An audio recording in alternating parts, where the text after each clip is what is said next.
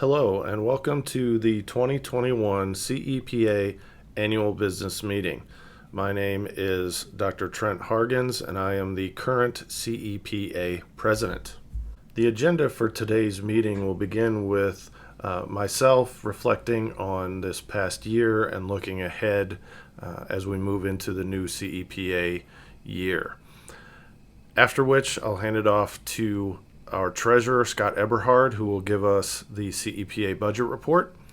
And then we will proceed through the committee reports from the various committee chairs for the committees that you see here.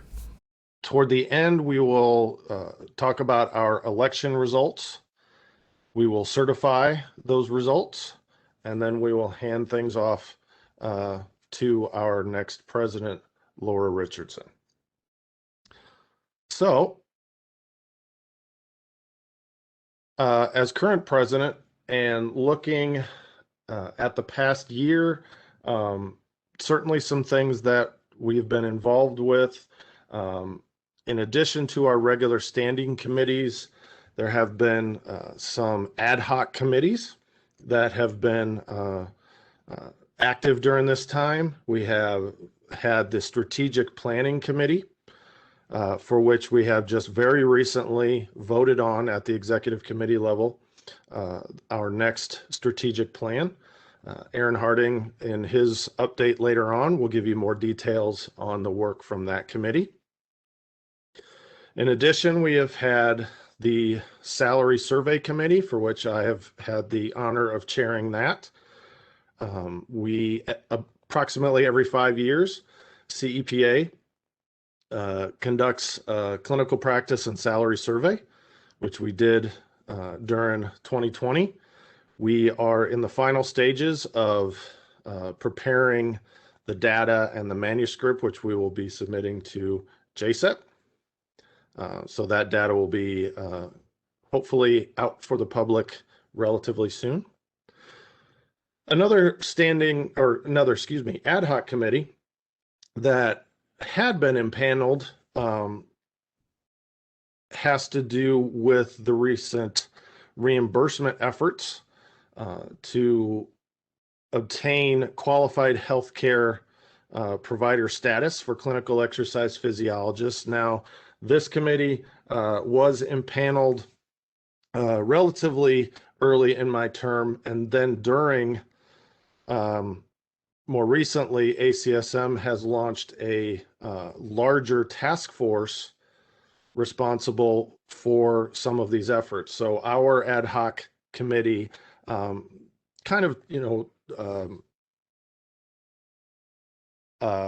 guess, for lack of a better term, took a back seat a little bit to this broader task force. But that being said, we do have several CEPA members who are members of this task force, so work continues with significant CEPA representation on this reimbursement task force at the national ACSM level. Some other things I thought I would highlight during this past year. Again, during the membership committee, we'll give you a little bit more specific numbers on this, but certainly in dealing with the challenging year associated with the COVID pandemic, very happy to report that our membership is actually up compared to this time last year in both professional members and in student members. So we were able to kind of weather that storm and even grow a little bit. And certainly that's not a small thing, considering some of the budgetary challenges that people have been faced with over this last year. I also thought I would mention that during this past year, we established a brand new LinkedIn business page for CEPA. And as of this morning, when I checked those numbers, we had over 500 followers for that. So those are new followers to a new page. that we have tried to implement and utilize to get information out about CEPA activities. We have also had a relatively long-standing, and for a long time, quite dormant, to be blunt, CEPA LinkedIn discussion page, or group, I guess might be the better word. And again, at last check, we have over 8,000 people who are members of this group. I wish, that high number translated into a few more of them joining as members, but certainly that has grown over the last year. Again, another means to get some information out to individuals interested in clinical exercise physiology. Certainly in the last year have seen some growth in our journal, the Journal of Clinical Exercise Physiology. Again, I will let Webb give more specifics on that when it's his turn to talk about the publications committee. And then certainly our fall conference, our fall online conference, was certainly a great success. A little historical, we've had several years in which this conference was more of a regional conference. In the Northeast, it was in person with an online element, and similar to almost every other organization out there, due to the pandemic, we shifted last fall to a 100% online conference. We had great attendance, have gotten great feedback on that conference, and moving forward, we have another online conference on tap for this fall. Again, a great roster of speakers, international speakers at that. So we encourage you to get more information on that on our website and register for this great conference. And I think that's kind of the trend in which we're going to be taking this fall conference, so that with our international partners, we have the ability to open our conference up to a much broader population now that we've, over the last year, all become experts on WebEx and Zoom and, insert online platform here. The ability to provide good educational content for these conferences in an online format with an international speaker and attendee population.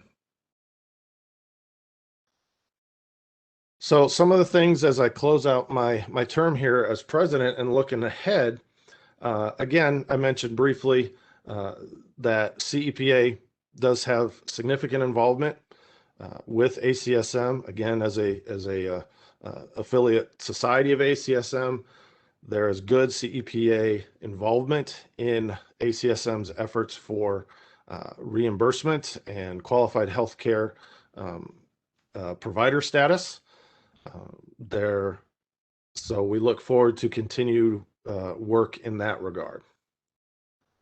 We've also had some very fruitful and productive discussions with the leadership at ACSM, our national organization, on a renewed and increased collaboration with the organization and the talents and services that they can help and provide with us to further our mission.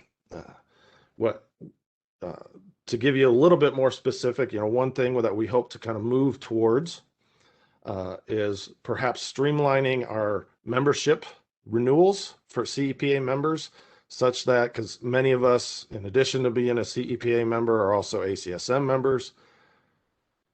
We're hopeful that we can potentially streamline the renewal process to almost mimic that of a regional chapter, so that when you have the ability to renew your ACSM membership, potentially renew a regional ACSM membership, and your CEPA membership all in one step, basically through the ACSM website. We've had some preliminary and really good discussions on that, so we hope to continue that. We've also had some renewed discussions with AACVPR when CEPA was established. We had liaisons with AACVPR, and over the years, some of our collaborations and relationships with AACVPR may have kind of slowed down a little bit. We've had some preliminary discussions about really renewing that relationship because certainly much of their mission and much of our mission do overlap. As always, looking forward to the next year, we always think about what can we do in terms of increasing member benefits to make us a more attractive organization to our members and provide them with quality content and a good reason to keep coming back and being a member of the organization. And our committee members, our committee chairs, and our many volunteer leaders are working hard at that, and I appreciate their work for that. Certainly, engaging students is always an important thing. We want to get students involved. We want to keep them involved, and when these students become professionals, we want them to continue to be involved with the organization as professionals. So I think, again, a lot of the work that our committees are working on are trying to address how can we engage those students more. Some other things, one thing that as I kind of close out my opening discussion is maybe for something that we could potentially work towards is, again, getting more people to our website, getting more traffic to eyes on what CEPA is, and certainly something like a clinical exercise physiologist dedicated career board might be something that I think the organization could be working towards to try to, again, bring more people to our organization while also providing a source for job providers and job seekers to find jobs that are dedicated toward the clinical exercise physiologist. So those were just some things as I kind of reflected upon my year, I thought I would bring up.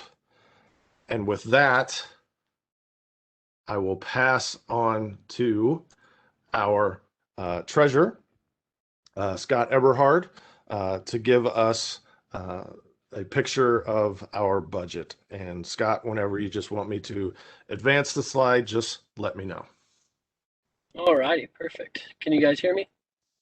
Yes, sir. Excellent. All right, yeah, go ahead and go forward here. We're going to start off with just looking at last year at a glance. As Trent alluded to, 2020 was definitely an interesting year for everyone, and us as an association as well. But overall was a successful year for us, revenue wise and just budget wise in general. So for 2020, we budgeted just over $36,000, $37,000, and came in a little over $42,000. As Trent mentioned, we did do a great job in increasing our membership and keeping our membership. He also mentioned that we did a great job with our conference, and by switching it over virtually, definitely helped with our bottom line in our expenditures. And then this year we fell a little short still in our sponsorship and partnership revenues. But overall for 2020, we exceeded our budget by over $5,000, which was wonderful. Go ahead and go forward. Looking at the expenses, we were planning on having a big expense year with the conference being in person. Again, there was kind of a wrench thrown in the year of 2020, so it actually cut our expenses exponentially for 2020, where we were budgeted over $50,000 and we just spent over $32,000. As mentioned, we had a lot less in regional conferences and travel. and our conference just being in online. But that helped us out overall in general. Go ahead and go to the next trend. End of the year summary here. Looking, we did have an increase in net and positive, excuse me, income of just under $10,000, and put our $2,000 into the legislative fund, and ended with our total assets just over $81,000. Go to the next slide there, Trent. We'll hop into 2021. So looking forward here, we have increased our revenue projections. These increases definitely came in our membership revenue. We have great hopes that we can continue our efforts in increasing that revenue, maintaining and then also increasing the revenue. This year we are playing pretty conservative with the regional conference. In webinars, we did do very well, but we just want to see how those grow. But we've maintained our revenue in those categories. Going to the next one, Trent. Perfect. Couple of the things that are changing. I'm sorry, this should say expenditures instead of revenue. Mm-hmm. So our expenditures are just over $43,000 projected this year. As Trent mentioned as well, we've switched very virtual in all of our meetings.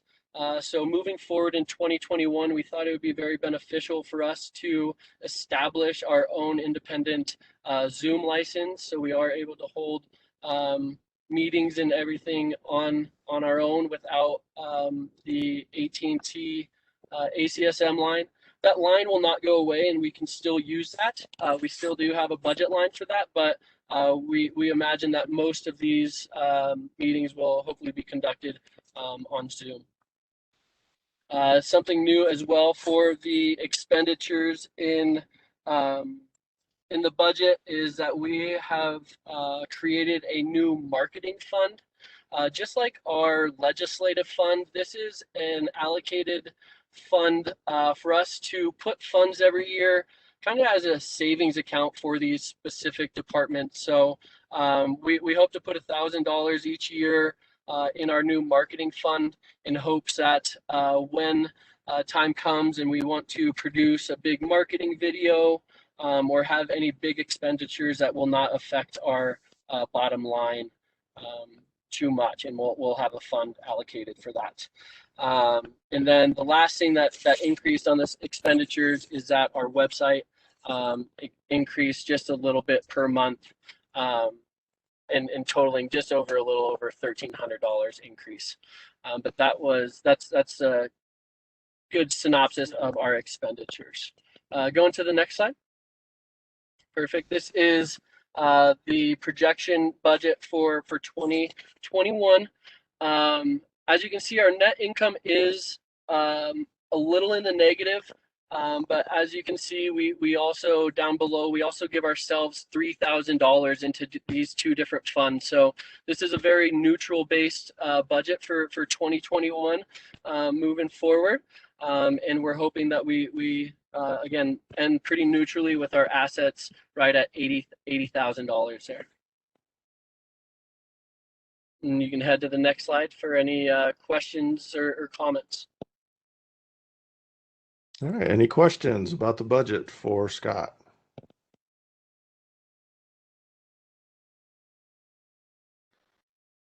Seeing, oh, did I hear somebody? Okay. Seeing none in the Q&A, I will just end this section by saying thank you, Scott, for your excellent work as treasurer during this last term. He will be rotating off, and we will have a new treasurer coming in. So just wanted to thank Scott very much for his work. And next is the membership committee, and I'm going to be pinch hitting in terms of describing the activity of the membership committee. Mary Stouter is the chair of the membership committee, and I think she probably has the best excuse ever for missing a meeting. She is having a baby today. So bear with me as I muddle through this. But first off, again, want to recognize Mary's great work chairing this committee, as well as the various members that you see there.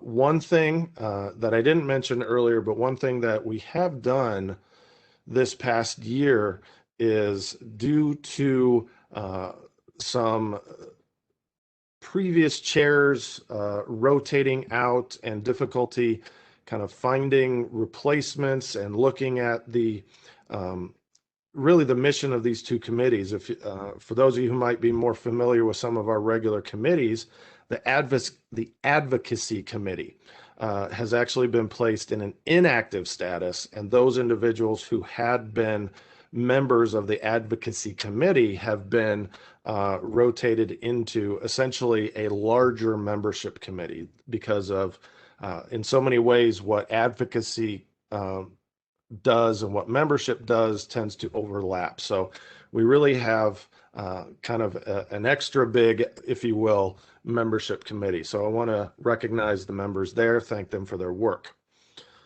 But as you mentioned, as you heard me mention earlier, we were able to actually grow our membership. So at this point last year in 2020, we had 295 professional members. Now we have 351 as of when Mary prepared these slides a couple days ago. You can see our student numbers increased from 77 to 108, and our associate members increased from 9 to 13. So again, given the challenging year, this was really good news to see that we have kind of weathered that storm in terms of our membership numbers. Mary listing as some of the accomplishments of the membership committee is, again, really, in terms of relaunching the committee, kind of along with what I just mentioned about folding in the advocacy committee with that. So now it's a very active, very robust committee. Mary is holding regular meetings with that committee to work on the committee's work. So along with the strategic plan that we've been working on, certainly the membership committee has done their part in terms of addressing some items to address those strategic needs. They've done some revamping to the email reminders for when your membership is coming due. And then they worked on and championed a dues relief. Essentially, it was, if you have seen it through your own membership, we offered a 90-day grace period, given the climate, the financial climate, will likely be moving away from that very soon. But certainly during this time, that's been a help for our members.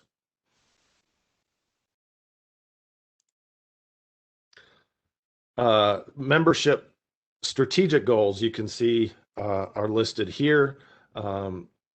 Certainly, again, and Aaron can summarize the broader strategic plan shortly, but we have a pretty aggressive goal that by 2024, we are at 1,000 members. So making it easier to apply, things of that nature, contact lists to, get information out to internship directors and program directors for information for students,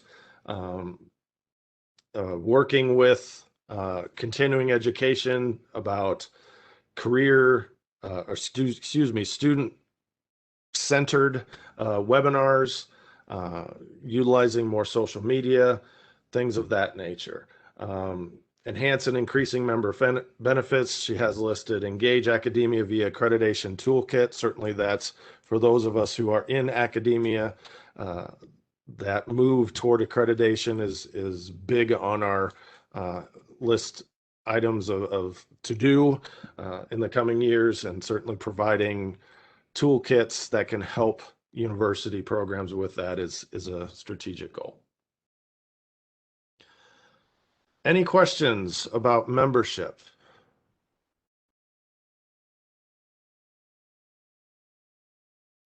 All right. Well, next on the agenda is to get a quick summary on our CEPA registry. And Sandy, our member at large and member of the registry committee, is going to summarize that for us. Yep. Hi. Can you hear me? Yes. Okay. So just a quick update. We currently have 1,097 members as part of our registry.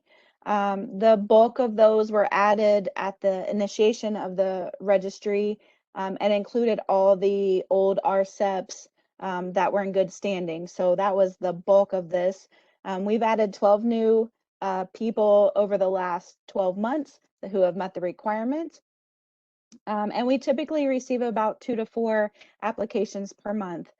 We have a monthly call where we review these together, and then it's typically a pretty easy, yes, they've met criteria, they're in, and they're notified, or they've not met criteria and we reach back out. And if it's a simple, you're missing so many CE hours or something, they're notified of that, and we ask that when they update those, they send them back to us, and then we'll review and move forward with that. They don't have to reapply or anything.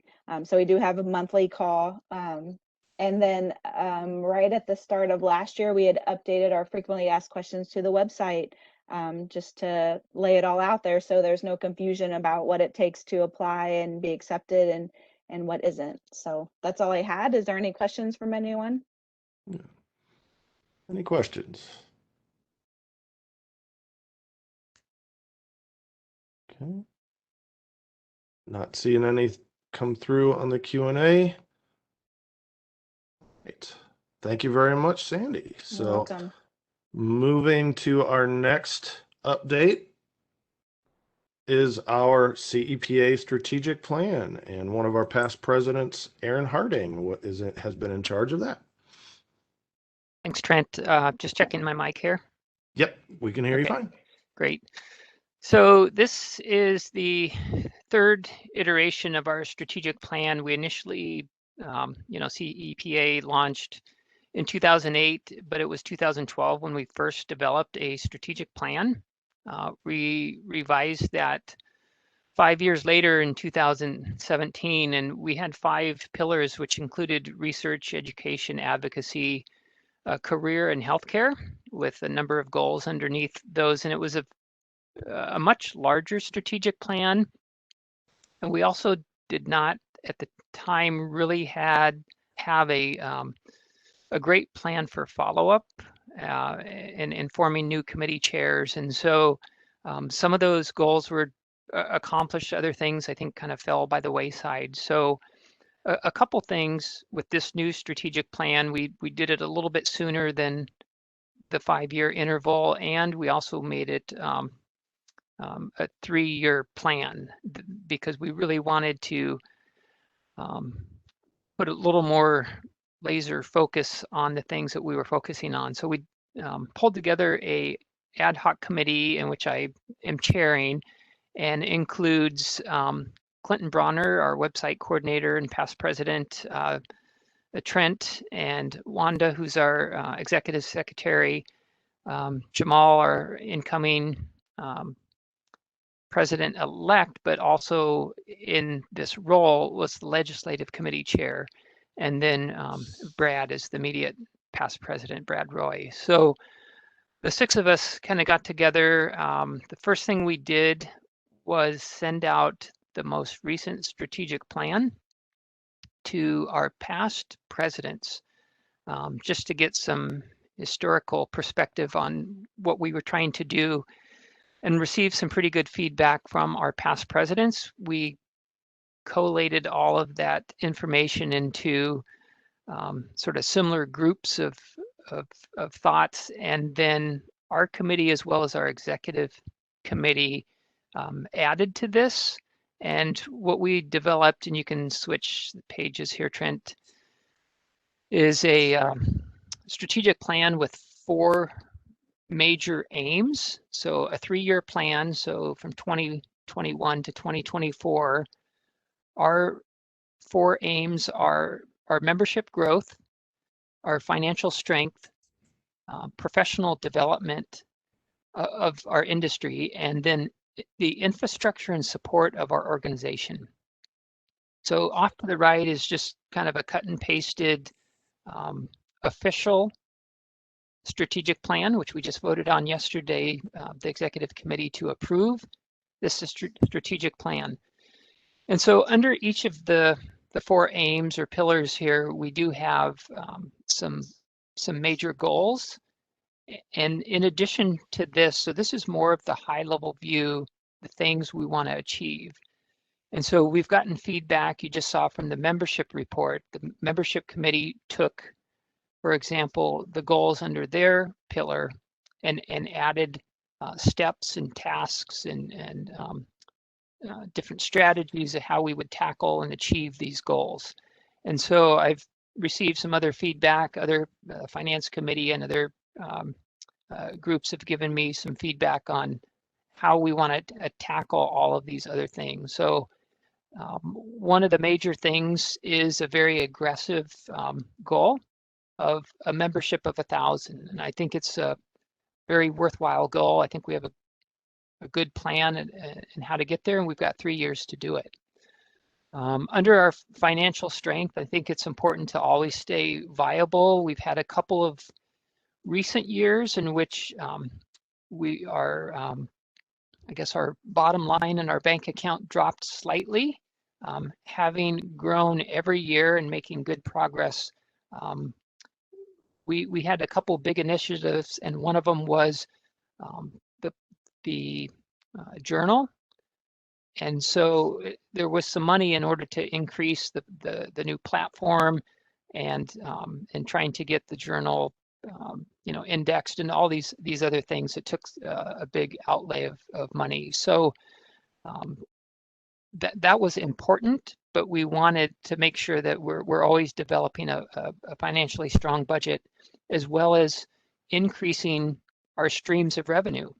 So the online conference could be a terrific asset for us moving forward. And even though we have some things that we offer at the ACSM annual meeting, we may continue to have a CEPA annual conference, which right now is online, and maybe someday it's in person, but that will be a great source of revenue.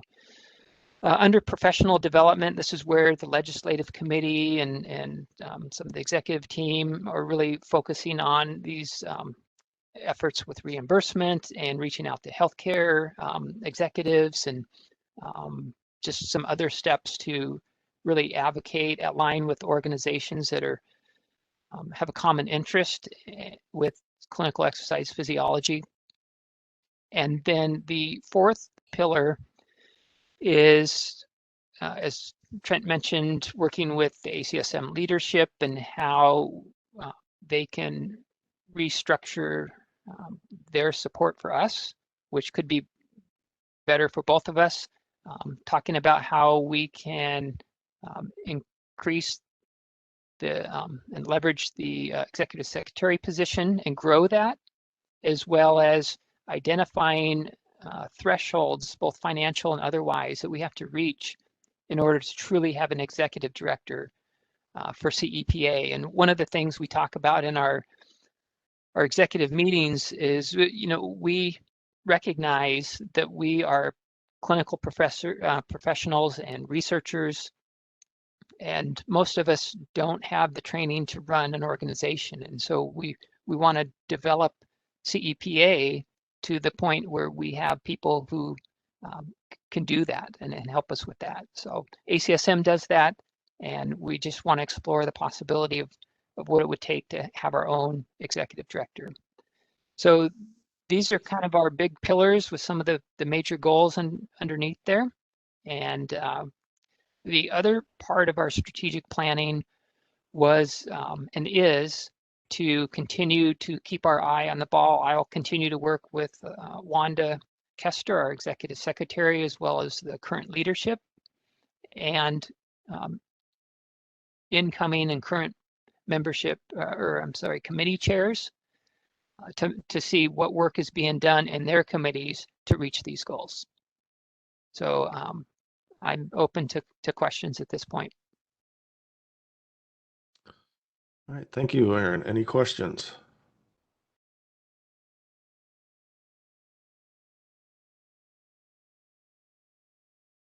Seeing none in the Q&A, we can then move on. Next, we have Jamal, who will be summarizing the work of the Legislative Committee. Thank you, Trent. Next slide, please. First off, I'd really like to acknowledge my fellow members within the Legislative Committee. Here they're listed in alphabetical order, and every single one of these individuals are extremely passionate about the legislative process, the clinical exercise physiology, as well as the organization. There's absolutely no way that we could have accomplished what we have been accomplishing and pursue the tasks that we've set for ourselves without the help of these individuals. It's also important to note that we've actually purposefully downsized our committee because it was quite large beforehand.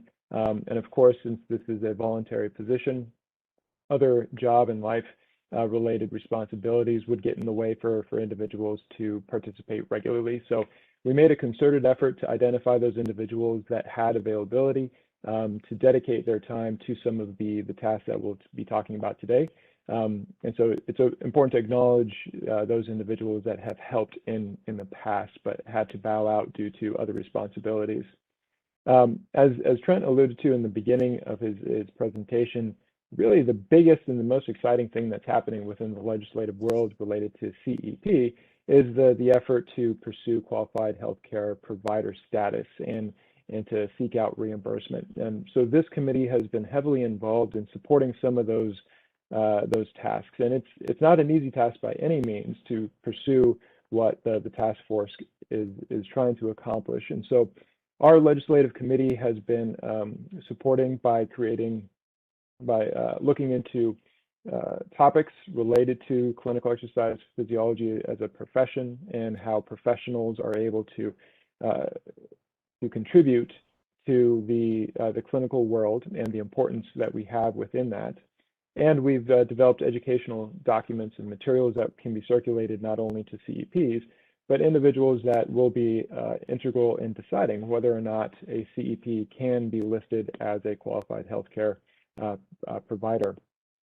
A big component of this, and it'll be more evident in the next slide, but seeking program accreditation and really supporting some of the great work that Thompson's doing with CAHEP and trying to increase the number of programs that are accredited.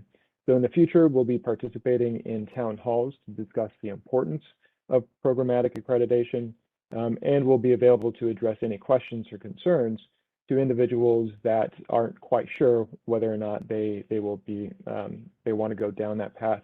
And we're identifying those individuals by creating a survey that's going to assess whether a department has considered applying for programmatic accreditation, and if so, which stage they are in that application. And for those individuals that aren't sure or just don't want to pursue it, hopefully engage in further conversations to discuss some of those underlying reasons and help promote the importance of moving towards programmatic accreditation.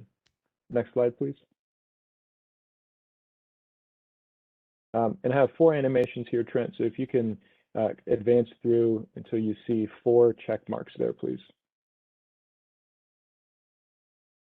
Great, thank you.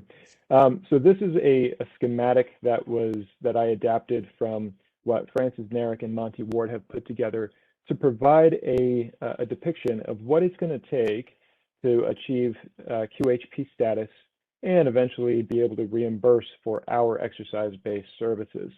And as you notice, the very first thing on this list is programmatic accreditation. So I can't emphasize enough how important this is to the overall process of getting QHP status and being able to reimburse for our services. This is necessary because in order to be a QHP, you have to have gone through some form of standardized education. And as a CEP right now, we don't have that. We certainly have clinical ex-phys programs, exercise science programs that might have an emphasis in CEP, but there's no formal standardization that is required in order to practice as a CEP. So that's number one.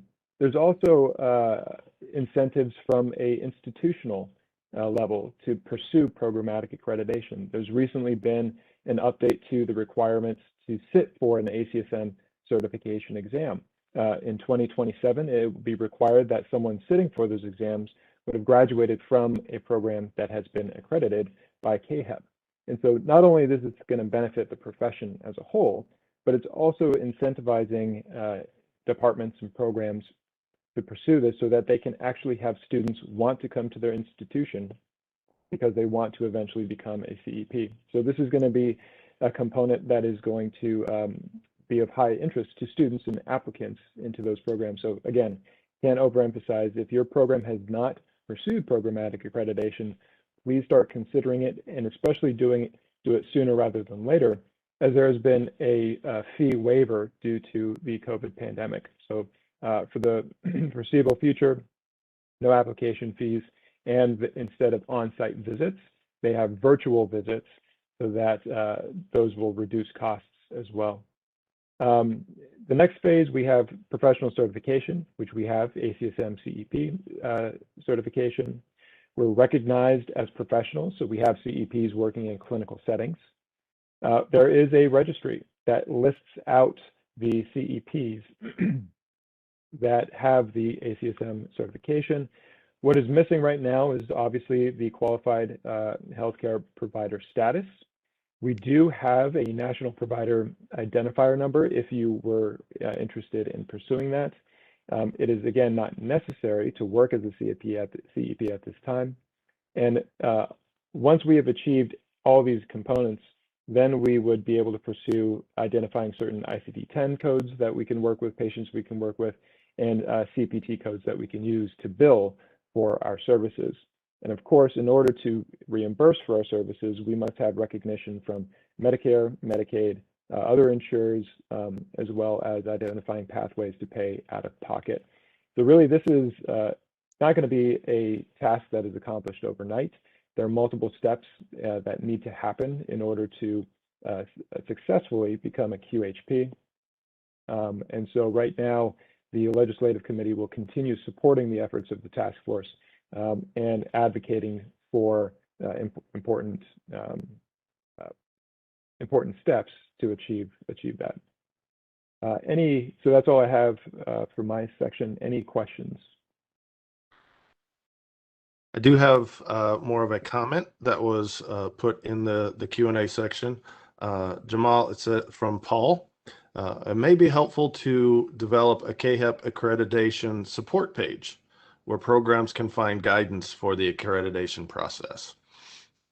Absolutely, and that's one thing that we will certainly put on the website and direct towards the CAHEP website.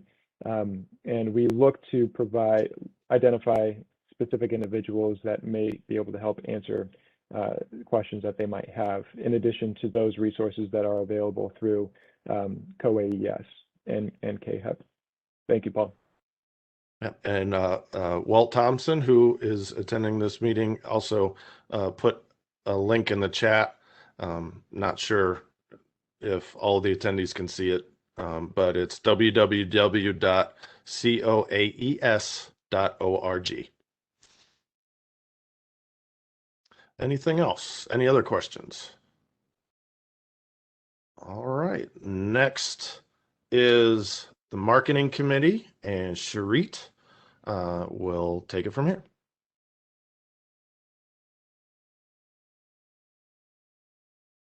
Hello. So my position, because we don't have anybody else, in just to get the word out. I'm working closely with the membership committee just to see what we can do to work together, since we kind of go hand in hand. Some accomplishments we had this year. We had that and last year, but we had the annual CEPA conference, which went really well. We got a lot of good comments from that.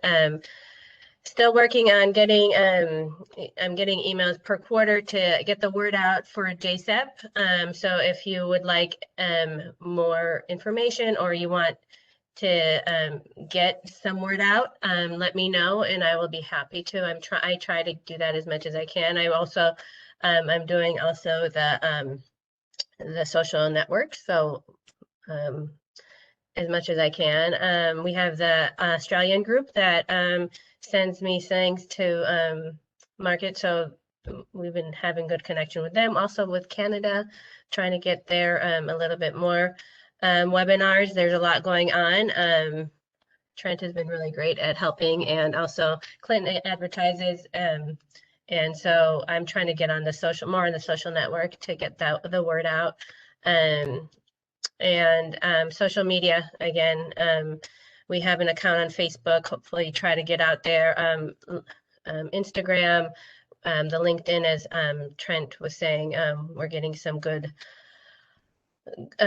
feed on that. And Twitter, we're trying to be out there as well. So if you haven't joined any of those, please look for us on those.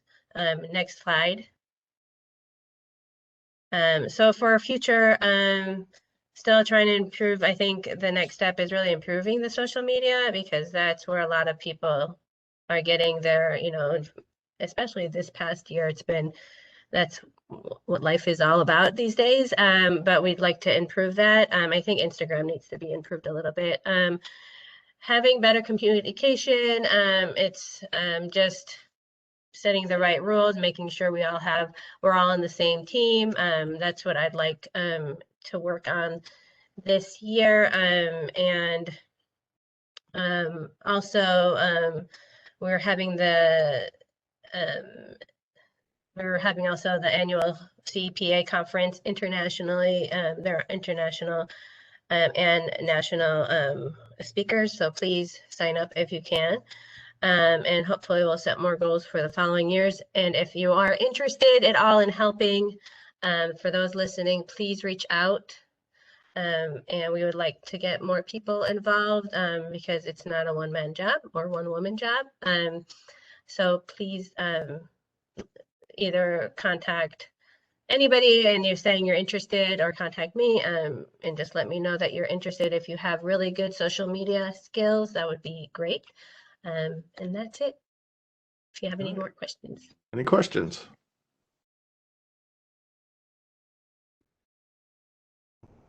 Before we move on to the next one, I was cheating and looking ahead on my slides, and I think I actually have one of my old versions up. So if you'll bear with me for a second, because I don't see the publication stuff that Webb sent me. So give me 1 second here. Well, I fixed that.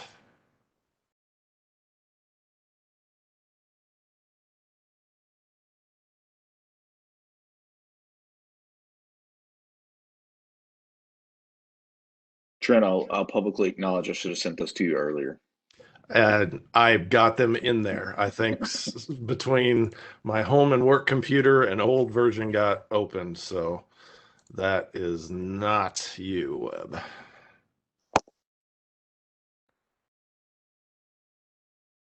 In fact, yeah, I may have inadvertently lost that. So here we go. I am going to pull up Webb's slides here.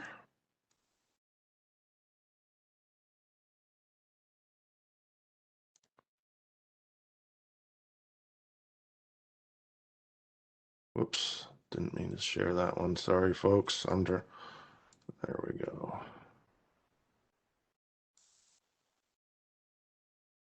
All right, gonna let Webb take over here about the publications. Awesome, thanks. So we had another fairly substantial year with publications and with JCEP. I want to acknowledge here that I've had Jeff Crystal and Simon Rosenbaum helping out, and then also Paul Gallo, who's been very helpful and has rotating off to take a leadership role as a section editor on the actual journal. So we're really thankful for him, and he's been really helpful as we've gone through. We also will be, so we're able to establish a relationship with the Canadian Exercise Physiology Group and Canadian Society for Exercise Physiology, and they're going to be adding a couple of members. We haven't quite rounded that out, so the committee will be going back to the full number, but it's going to represent our collaborations with other societies. I could skip ahead. So I want to run through a couple of areas similar to what I did last year, where we had worked to try to expand readership, some of our efforts in indexing. Our website has changed dramatically. Some of the front viewing things maybe aren't so obvious, but I'll walk you through those. And then also some of our expansions from a content standpoint. So go next. So our readership has expanded again this year. We now have over 18,000 exercise physiologists and scientists that have access to this worldwide. We renewed with the Australian group. We also now have a partnership in place with the Canadian Society that I mentioned earlier.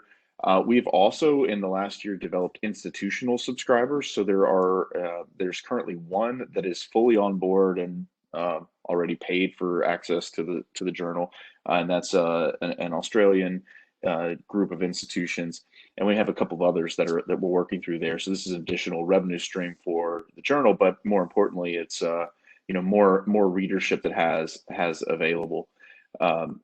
In the process of expanding our readership, we've also been able to expand and develop processes that will work to support individual subscribers and individual article requests. This year was really interesting because we got some really interesting requests from. There's some somewhat random from industry groups that were trying to, reading between the lines a little bit, they were trying to enter into some of the telehealth space, and so there were a couple of articles that were really interesting to them, and so they wanted to purchase access to that and then have a copyright release so they could use it in presentations and whatnot.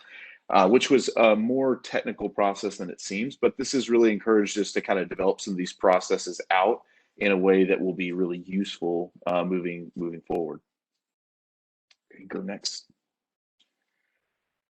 Again, I think Shreet mentioned this a little bit. We've expanded our social media activity to increase the journal exposure. You can now see we have a journal-specific Twitter, and we're pushing out content there.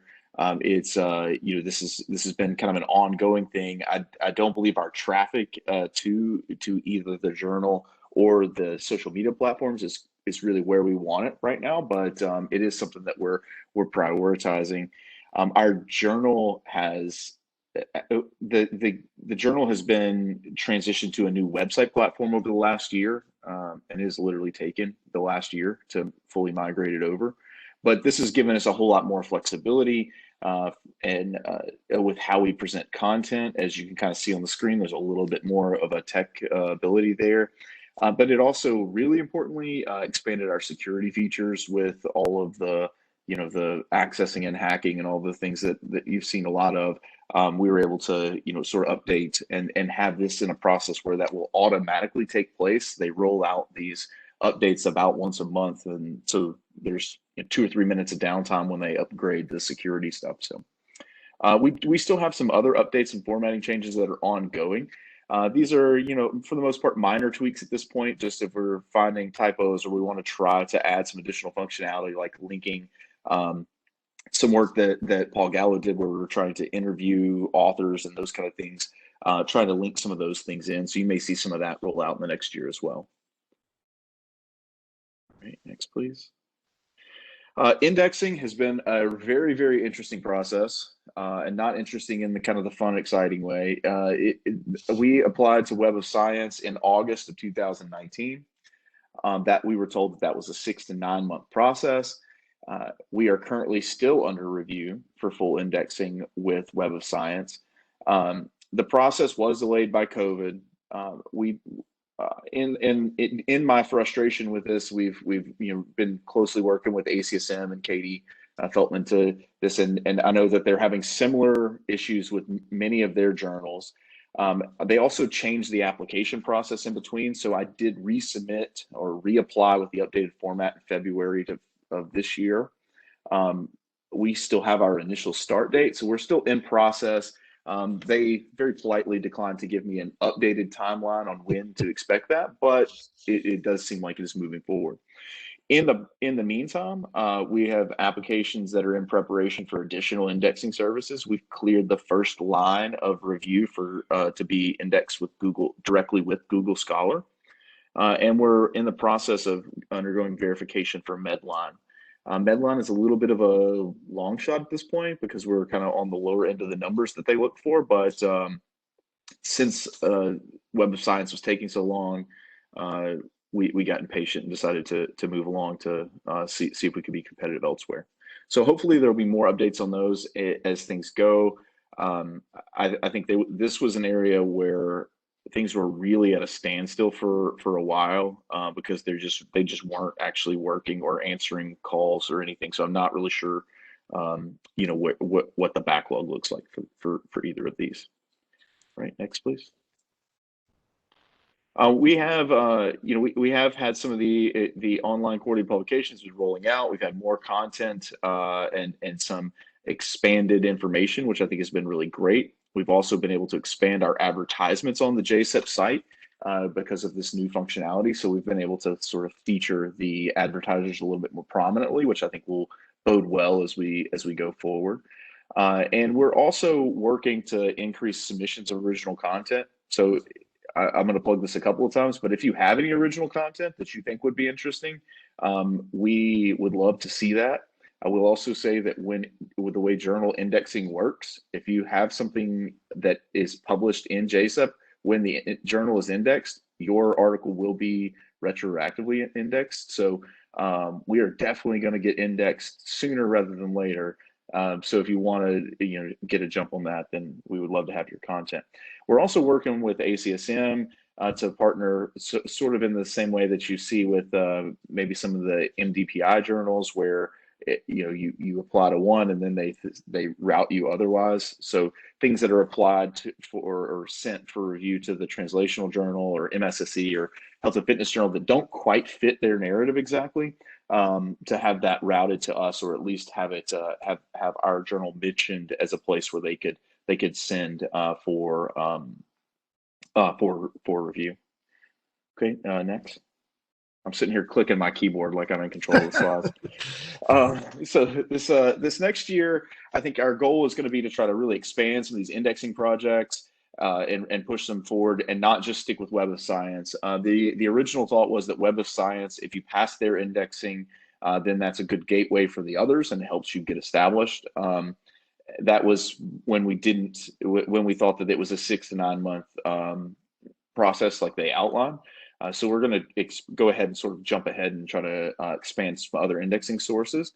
We're going to continue to work to increase the submissions of original research. We have seen increases, and we're seeing really good quality work, and so we want to see that expand. This year we'll also be adding those CSEP members to the publications committee, and so I think really we have kind of a lot of things going. And I expect that once we can kind of get the ball rolling on these things are going to jump ahead really, really quickly, hopefully in the next few months. So at this point, I want to thank our editor, John Ehrman, who's been fantastic to work with, and all the reviewers that have helped us out on the journal. It's really been a process to move all these things forward, and I've had a lot of help doing that. And the committee has really gotten quite a lot done. And again, I want to give a special thanks to Paul Gallo for his service and his continued commitment to the journal as he transitions into a direct role with that. So with that, I can take any questions.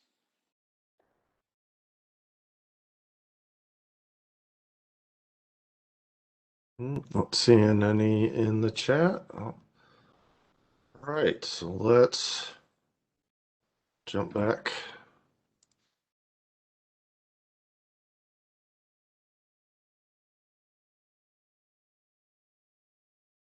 Don't want to take up too much of your time today, folks. So now that we're at 4 o'clock, I think what I'm going to do here is jump ahead a little bit and get through some of the business that we need to take care of. So let me get back to sharing here.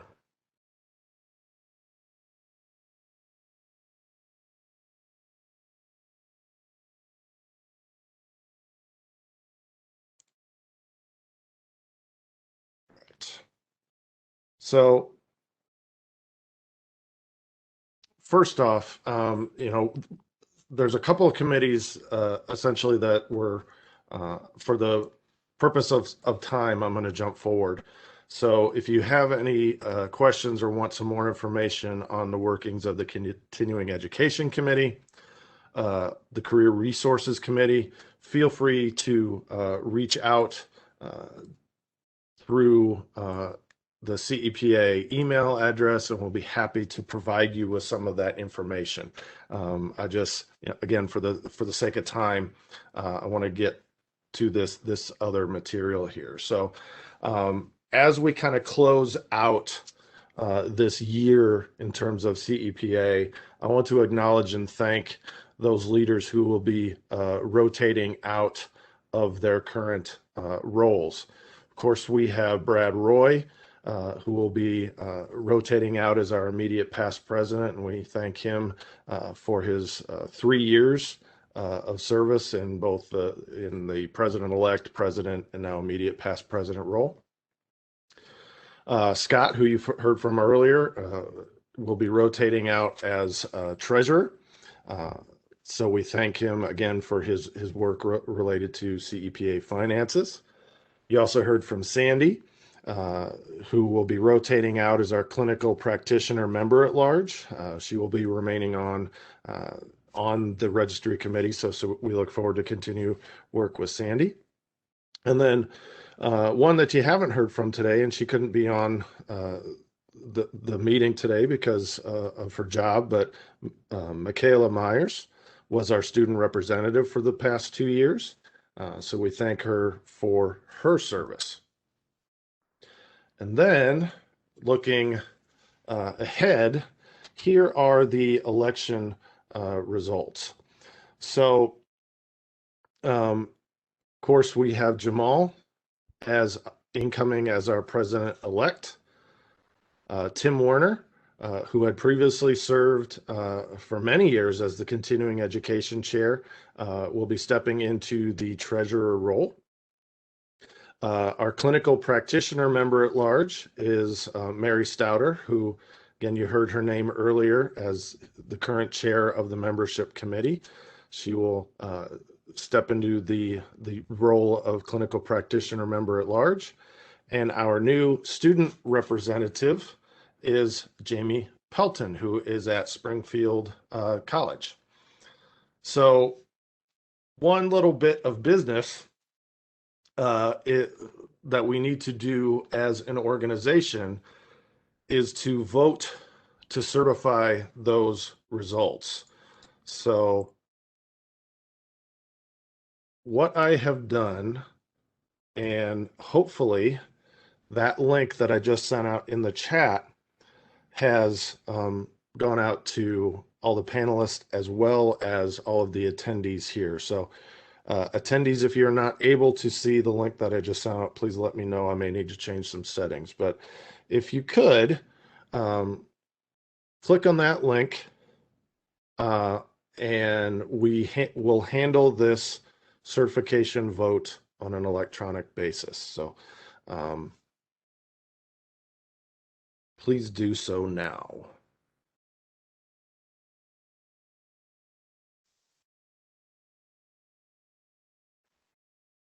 And then hopefully while you are able to do that, I also want to inform all of our members that essentially as of a couple minutes from now, Jamal, Azamek, who will be stepping into the president-elect role, will be vacating his member-at-large role. So when a vacancy occurs at the executive committee level, the president is empowered per CEPA bylaws to appoint a replacement, and that person will then serve out the term for that individual. And in consultation with immediate past president and president-elect, Webb was approached, and we just heard from Webb as the chair of the Publications Committee. Webb Smith will be serving out Jamal's term 1 year as a voting member of the EC. So wanted to inform the broader membership that that is occurring, and we thank Webb for accepting that appointment. And now, with that, that closes out the business of this year's CEPA. So right now, I am essentially passing the virtual baton, or should I say the virtual ball here, because I am now making Laura Richardson is now the presenter and is now the president of CEPA, and I am now the immediate past president of CEPA. So for now, Laura, the meeting is yours. I have handed you the ball. You should be able to share now.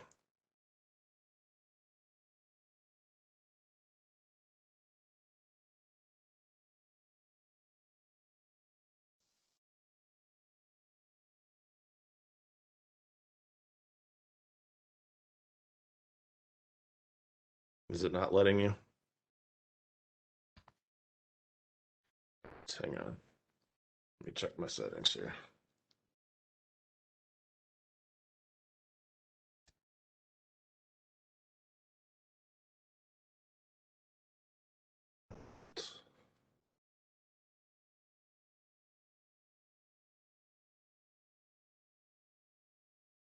Well, I have got her slides, so let's just do what we've been doing.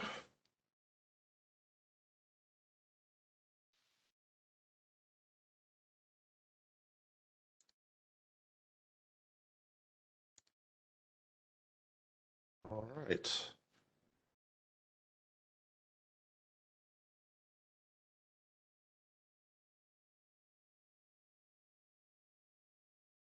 Should be able to see her slides through my screen now. So, Laura, floor is yours.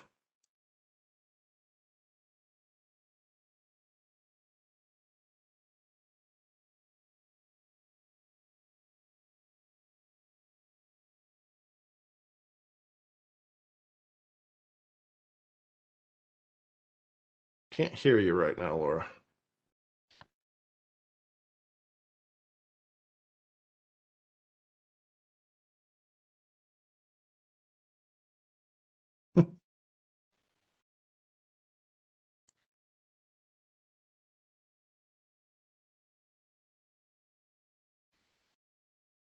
At my end, I see that you are unmuted. Okay. Can you hear me now? Now we can hear you. There we go. Okay. So this is via my phone. Somehow it would not unmute me. But if you can hear me, that's great. Yes. Okay. So thanks for passing the virtual gavel. Try to wrap this up a little bit. I've enjoyed tremendously the mentorship that both Brad and Trent have given me. My year of president-elect has gone by very, very quickly. Some great momentum has happened. So we'll just fast forward the slide there, Trent. Thanks. I want to just kind of put a photo up of you and recognize your outstanding accomplishments this year. Of course, I had to include Otto on the slide. Those of you who have been with us on our virtual meetings, you know that Otto has kind of become our mascot. He's always really relaxed and just hanging out in the background. So Trent, I really want to focus and tell you, you have done a phenomenal job as president. In addition to everything you've done at the executive level, you have accomplished so many things. So we'll move over to kind of look at your next list of accomplishments. I think you've all heard that he's chaired our current salary committee. The manuscript is really close to getting published and sharing with all of you the great findings. The calendar year was filled with webinars that he arranged. He co-hosted the annual fall conference with Sam and his talented crew of volunteers. Trent's a member of the Strategic Planning Committee with Aaron that you heard earlier. He serves on the Clinical Exercise Physiology Task Force with ACSM, which is great momentum. Senior editor of our newly released textbook, the Resources for Personal Training, which is no small feat at all. This is just the short list, right? Just to sum all of this up, Trent not only has multitasked a long list of accomplishments for the organization, but has fulfilled numerous goals that he set during the 2020 business meeting we all had 1 year ago from today. So Trent, incredible achievement, dedication, and advocacy for CEPA. Of course, you did all this while holding down your real job that actually pays you, so great job. You certainly have left large shoes for me to fill. I'm super relieved that you're going to be hanging on beside my side to guide me through next year. Wholeheartedly want to thank you for your service, so thank you, Trent. Thank you. Moving on. Thank you. Just a quick synopsis on who I am. Some of you know me, some of you don't. I've worked for almost 30 years in healthcare in both cardiac and metabolic clinics, primarily with bariatrics. I once was a professor at the University of Akron. That's the institution that made national headlines during the pandemic for painfully laying off 200 employees. So needless to say, this is a big year of transitioning. Outside of work and dedicated to being physically active, I'm a passionate gardener. I think I may have an addiction about it, really. So during my off season, when I'm not growing dahlias, I kind of take on the identity of an armchair quarterback dedicated to the Toronto Maple Leafs. But on a serious note, we'll move on. I have obviously some roles and committed to the field, both ACSM and CEPA. I previously served as clinical practitioner at large, along with other aspects within CEPA. With ACSM, a member of the CCRB exam writing team with both the old RSAP and the new, we call it the 2.0 CEP exam that's going on right now. A 3-year term on the EIM education committee and a bunch of other great stuff. But fundamentally, I'm most excited about the direction the clinical exercise physiologist is making under the support of Francis and Monte, the CCRB board, and this new task force. So I'm committed to doing the best I can in this leadership role. Looking at the next slide, I just want to take a quick pause to recognize the abundant work of great leaders that have paved the way for us to get to where we are today. The names that are listed on the slide in front of you have set a very high bar. They all continue to be innovators in our profession. I want to thank all of the past presidents, along with our wonderful executive secretary, Wanda, for the great work. It's an honor to follow and carry on the mission of CEPA. So I'm grateful for all of these on this list. So moving on a little bit, when I think about what lies ahead, right, this is like a sensory overload slide, but when I think about what's ahead, I'm very enthusiastic and eager about the momentum that Trent and Brad have accomplished. I'm really grateful for the strategic partners with Australia and Canada, and look forward to our conference, which has a little bit of an international flair to it this fall. I personally am most vested in growing and retaining our memberships. So growing membership and retaining the members we have. I think one way of doing this is coming up and implementing some innovative benefits or perks for our membership. Our first one is happening right now. Our fall conference is drastically reduced in fee for our members. So if you're unfamiliar with this, hop on the website, register, look at the discounted savings you have now this year. And students, any students on this call, really excited that it's now free, right? So free for student members. So really looking at how we can be a little smarter about our membership manpower and what we can give to you. I really want to seek to heighten the visibility of JCEP. It's a very stellar journal that needs more marketing, and I'm vested to work alongside with ACSM to make that happen. I want to continue to advocate and raise awareness for the identity of who is the CEP, who are we, how do we help educate our employers and general public. I want to amplify relationships and co-promote forward motion with ACSM. This is a really big endeavor to work really close with our national chapter. I have last conversations with ACSM CEO Kristen Bellison. She shares the collaboration. But really, most importantly, I want to leverage talents of all of you here on this call. All of our members want to try to leverage how we can work together to really be a lot more robust and active at setting a goal and following through and getting the goal done. So anyone on this meeting today, I noticed in the chat we've got someone who's going to jump up and help with marketing. I'm grateful for that. Anyone else that's interested in getting involved, we'd love to hear from you. So please send us an email. We've got a great strategic plan. We have a great set of committees, and I'm excited for what lies ahead. So I know we've gone over what we usually would with time, but if anyone has any other comments or business meetings, anything you want to discuss, you can throw it in the chat. You can send us an email. So I'll kind of pause a little bit and see. Trent, are you getting anything on your end? Nothing yet. Okay. Yeah, go ahead.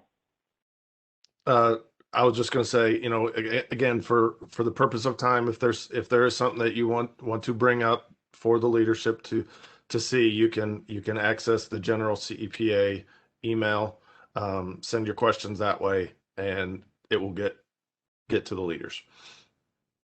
Yes. So, yeah, we're grateful for more conversation among people that want to get involved or have questions about where we're going. I think a lot of big questions are usually legislative committee and all of that good stuff. But anyways, if we don't hear any comments, again, Trent, thank you. Brad, who's rolling off, thank you. All of those that have served, a huge thanks. The new folks joining us, welcome. But probably time to set a motion to adjourn the meeting. So if somebody wants to. So moved. Second. Great, thanks. A second? I'll second. We're all on mute. Jamal, we got a second? All right. That's great. Okay, so the meeting is adjourned. Thank you so much, guys.